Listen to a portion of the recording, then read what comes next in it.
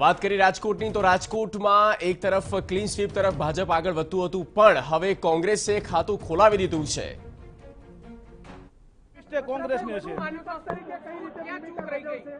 કોંગ્રેસની ક્યાંક મિસ્ટેક રહી છે અથવા પબ્લિકને કંઈક સમજવામાં ભૂલ થઈ છે અથવા પબ્લિકને અમારી ઉપર ભરોસો નહીં એના અનુસંધાન આ થયું. 15 નંબરમાં કેવી રીતે જીતી?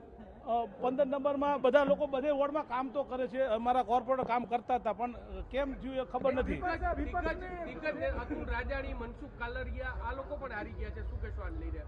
હવે એ જનતાનો નિર્ણય હોય તો મારે સીધો માન્ય રાખવો પડે. વિપક્ષ તમારા ખભે છે, કઈ રીતે વિપક્ષની ભૂમિકા ભજવશો? ઉપર પાર્ટીની ગાઈડલાઈન પ્રમાણે અમે ચાલશું. બાર કોર્પોરેટર એક શિક્ષણનું પદ મળતું હોય છે, એ પણ નહીં પડે. એ તો રાજકોટની પ્રજાને કદાચ માન્ય નહીં હોય. રાજકોટમાં કોંગ્રેસે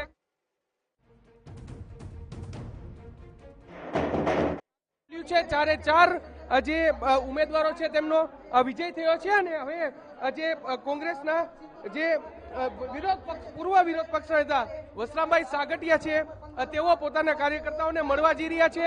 રાજકોટમાં કોંગ્રેસનું ખાતું અત્યારે ખુલ્યું છે. હવે માત્ર 2 વોર્ડની ગણતરી, મતગણતરી બાકી છે. 2 વોર્ડની ગણતરી છે તે પૂર્ણ થયા બાદ ચિત્ર સ્પષ્ટ થશે.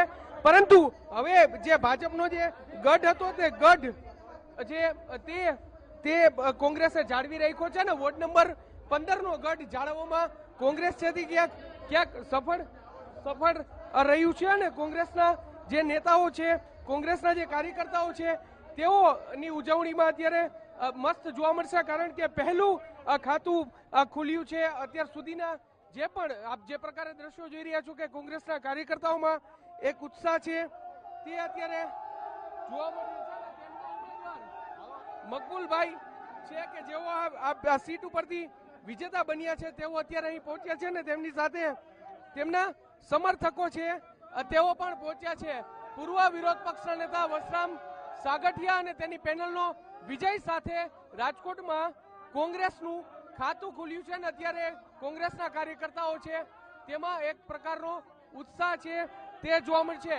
આ જરૂરથી એક વાત અહીં નોંધનીય છે કે વોર્ડ નંબર 15માં જે ગત ટર્મમાં જે પ્રકારે લીડ મળી હતી તેટલી લીડ મળી નથી, કારણ કે સામાન્ય રીતે 7 થી 8 હજારની લીડથી આ વોર્ડમાં વિજેતા બનતા હોય છે, પરંતુ આ વખતે માત્ર 2000ની લીડથી વિજેતા બન્યા છે ને તે એક નોંધનીય બાબત છે.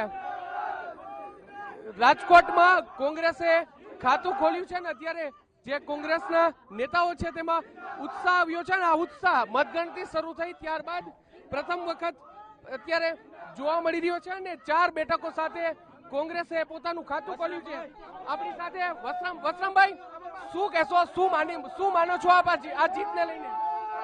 આ રાજકોટના વોર્ડ નંબર 15ની પબ્લિકની જીત છે અને એના માટે મેં મારા વોર્ડ નંબર 15ના બધાને આવકારી અભિનંદન આપું છું અને કાર્યકરોને, ભાઈઓ બહેનો બધાનો આભાર માનું છું.